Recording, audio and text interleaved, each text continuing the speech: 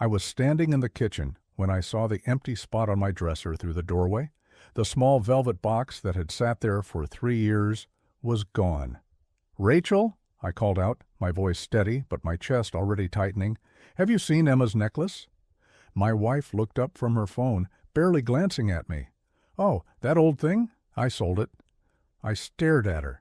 The words didn't process right away. They just hung in the air between us like something foreign. "You what?" "I sold it," she repeated, her tone flat, almost bored. "Got a decent price, too. We needed the money for the bathroom remodel." My daughter's necklace. The last thing I'd given her before the accident. A delicate silver chain with a small pendant shaped like a bird in flight. She'd worn it every single day. I didn't say anything. I couldn't. I just stood there feeling something crack inside my chest. Rachel went back to her phone. I'd saved for months to buy it because I knew she'd been wanting something simple and meaningful. She loved birds. Always had since she was little. We used to go bird watching together on Sunday mornings, just the two of us. She'd bring her sketchbook and draw the ones we saw. Cardinals were her favorite. When I gave her the necklace, she cried. Not dramatic tears, just quiet ones that slipped down her cheeks while she smiled. She put it on immediately and told me she'd never take it off. She didn't. When they returned her personal effects to me after the accident, the necklace was still around her neck. The clasp was bent from the impact, but the chain was intact. I had it repaired by a jeweler who did it for free when I told him the story. His daughter was a teacher too, he said. He understood. I kept it in that velvet box on my dresser because I couldn't bring myself to put it away somewhere I couldn't see it. Every morning I'd see it there and feel connected to her somehow, like she wasn't completely gone. It was all I had left of her that she'd actually touched every day. And Rachel knew that. I'd told her. Multiple times. I was just trying to get through the days without feeling like I was drowning. Work, home, sleep, repeat. That was my life. But Rachel was persistent. We met at a work conference. She was setting up vendor displays, and I was there representing my company. She struck up a conversation during a coffee break, made me laugh. Actually laugh, for the first time in months. She was charming, attentive. She asked questions about my life, seemed genuinely interested in my answers. She made me feel like maybe I wasn't completely broken, like maybe there was still a version of me that could be happy again. She said she understood grief. Her father had passed away when she was young, she told me over dinner one night. Cancer. She knew what it was like to lose someone you loved, to have that hole in your life that never quite filled. I believed her. I trusted her. I thought she got it. We dated for 9 months before I proposed. She moved in with me first, said she wanted to make sure we were compatible before making it official. It made sense. I appreciated that she was being practical. We got married a year after we met. It felt fast. But I was tired of being alone. The house had felt like a mausoleum for 2 years. Every room echoed with Emma's absence. Maybe having someone else there would make it feel less empty. Maybe it would help me move forward. For a while it did. Or at least, I thought it did. The framed photo of Emma that sat on the mantel. Rachel moved it to the bookshelf. It looks better here, she said, more balanced. The drawing Emma had made for me when she was 10, the one I'd framed and hung in my office, Rachel suggested I take it down.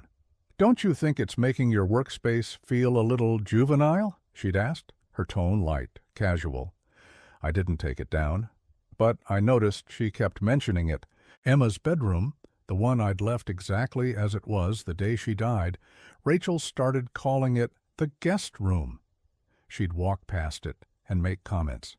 We should really redecorate in here, make it more functional. Your daughter wouldn't want you keeping it like a shrine. That one hit different. Because she didn't say Emma's name, just your daughter. Like Emma was some abstract concept. I corrected her once. Her name was Emma. Rachel looked at me like I was being difficult. I know that, David. I'm just saying, she's not coming back. You know that, right? I pulled away from her touch, went to my office, closed the door. She didn't apologize.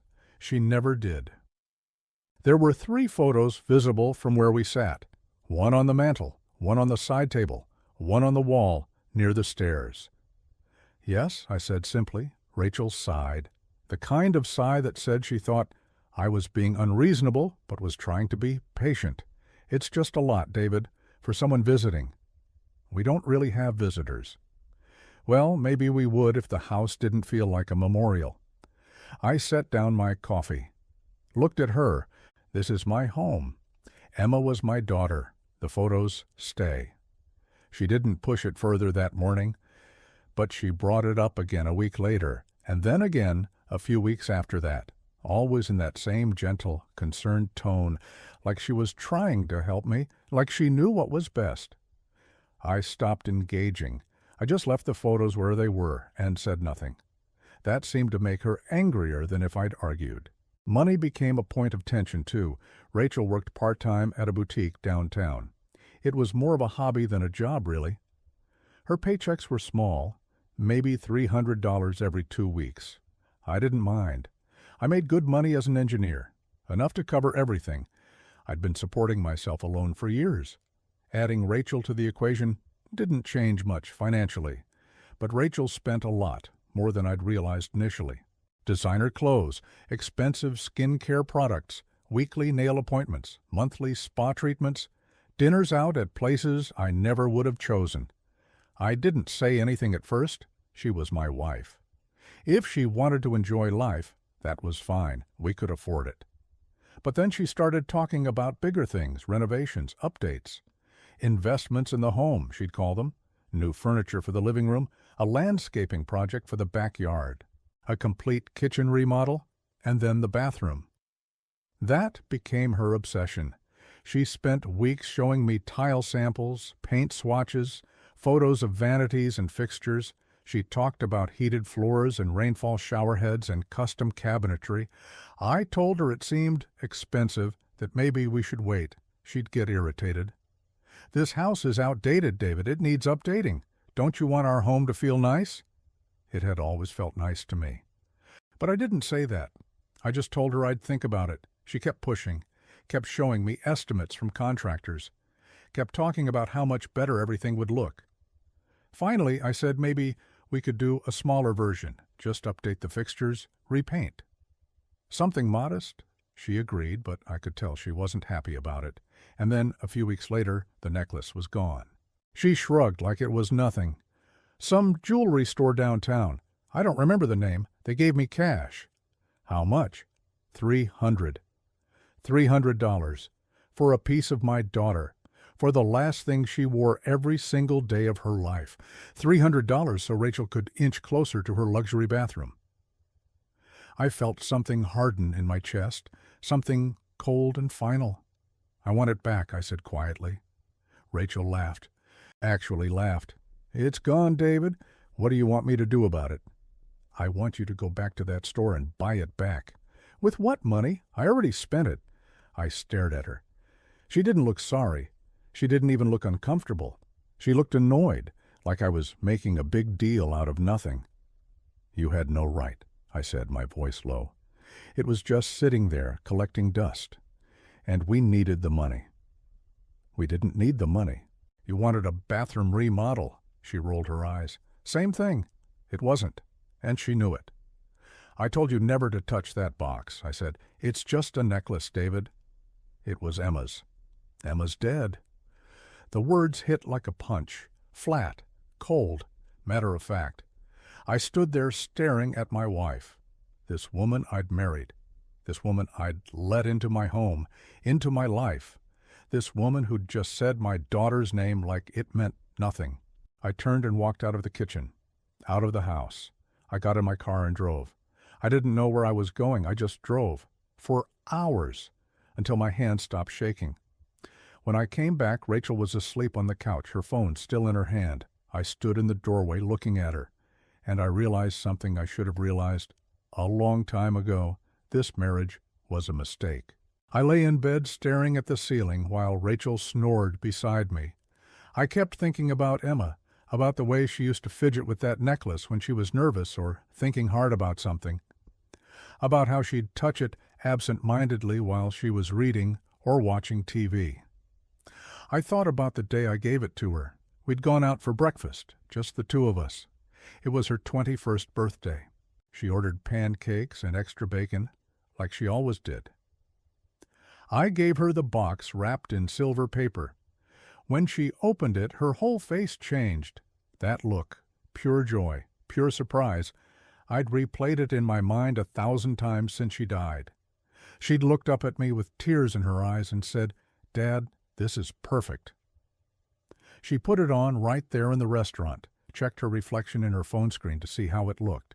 Then she'd hug me so tight I could barely breathe. "I'll never take it off," she'd said. "I promise." And she hadn't. Even on the day she died, that necklace was around her neck, and now it was gone, sold by a woman who thought it was just collecting dust. I realized something that night. Rachel didn't care about Emma.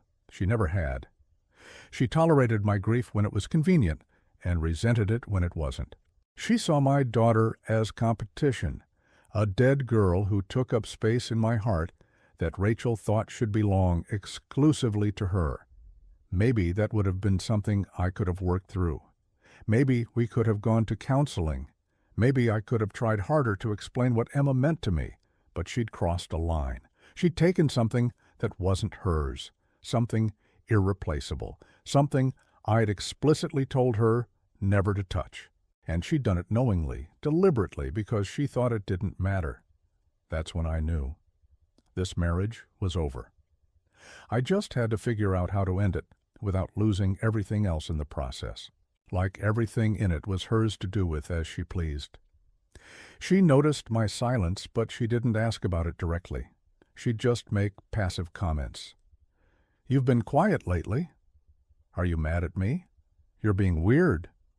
I didn't respond to those either. I just let her talk. And while she talked, I started making plans.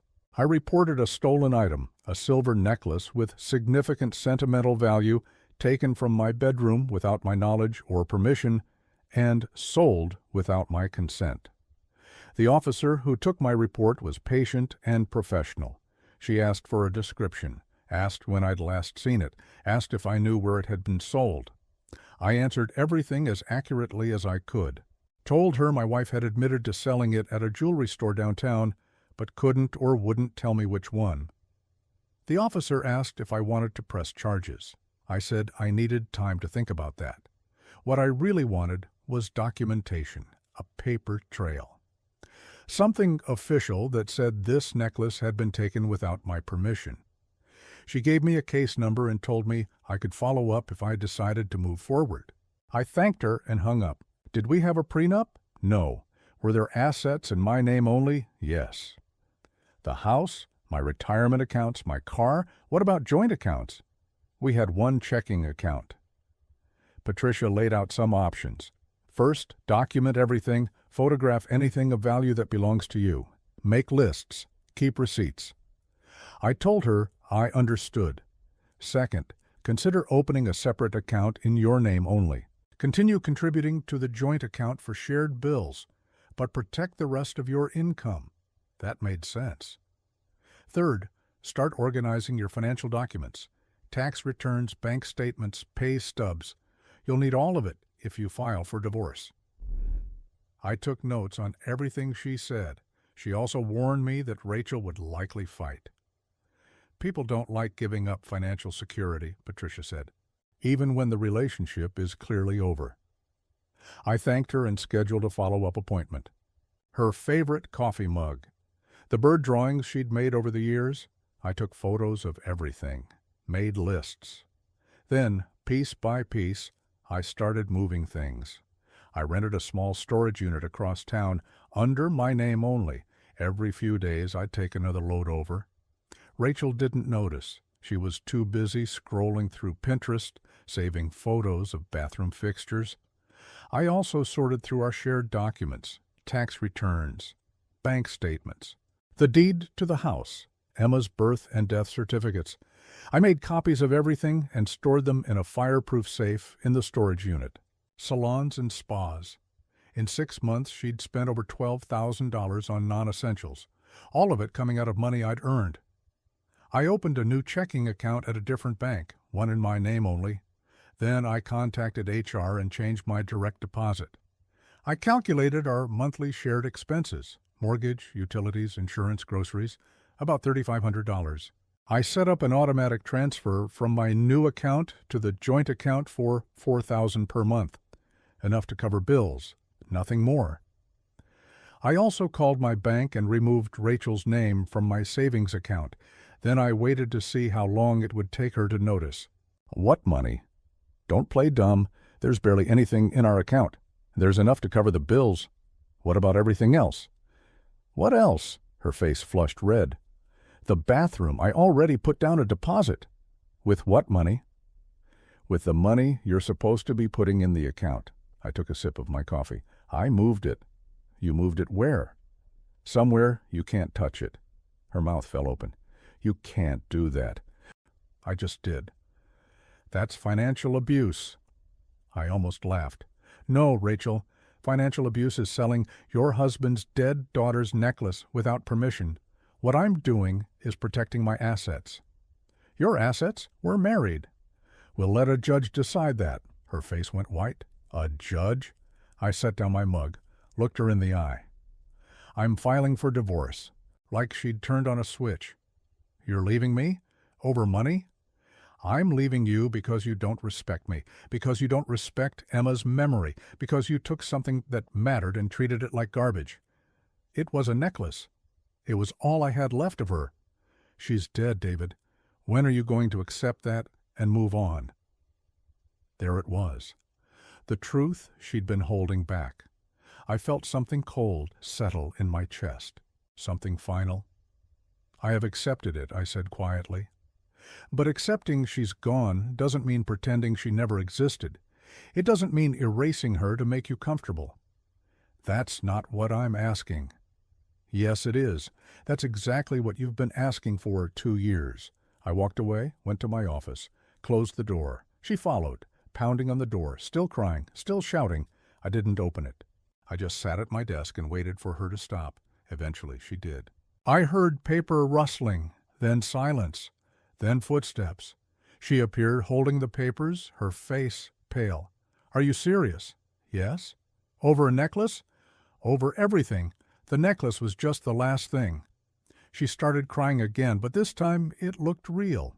You can't just throw away our marriage. I'm not throwing it away. I'm ending something that should have ended a long time ago. Because I made one mistake? Because you still don't think it was a mistake? Because you still don't understand why it mattered? She looked at me like I'd become a stranger. Maybe I had. But I was okay with that. She claimed she'd given up career opportunities to support me, that she'd put her life on hold to help me through my grief. My lawyer demolished those arguments. Rachel had worked part-time by choice. Her contribution to household expenses had been minimal. The joint account records showed that clearly. And I had the police report about the necklace, documentation, proof she'd taken and sold property without consent. The judge was a woman in her 60s with sharp eyes and no patience for theatrics. She listened to both sides, reviewed the evidence. When it came time for her ruling, she was direct. Rachel would get her car, her personal belongings, a small settlement of $5,000 for moving expenses. That was it. No house, no savings, no retirement, no alimony. The judge was blunt. Mrs. Hayes has demonstrated a pattern of disrespect toward marital assets and concerning lack of financial contribution. I see no reason to reward that behavior. I didn't smile. I didn't celebrate. I just felt relieved. Finally, it was over. Cut off every avenue. There was nothing left to say. Do you still have it? He shook his head. Sold it about 2 weeks later. Woman came in looking for something vintage. Do you remember who bought it? Paid cash. Didn't get a name. I thanked him and left, feeling defeated. The necklace was really gone. I'd probably never see it again. This might sound strange, but I think I have something that belongs to you. She attached a photo. It was Emma's necklace. I stared at the screen, not quite believing it. I typed back immediately. "Where did you get this?" Her response came within minutes. "I bought it at a jewelry store downtown about 2 months ago. Just thought it was pretty. But then I saw your post in one of the local community groups. I recognized it right away. I'd posted in several groups after it went missing, long shots. I hadn't expected anything, but here it was. We arranged to meet the next afternoon at a coffee shop. How much do you want for it?" I asked, my voice rough. She shook her head. "Nothing. It clearly means a lot to you." I tried to insist. She refused.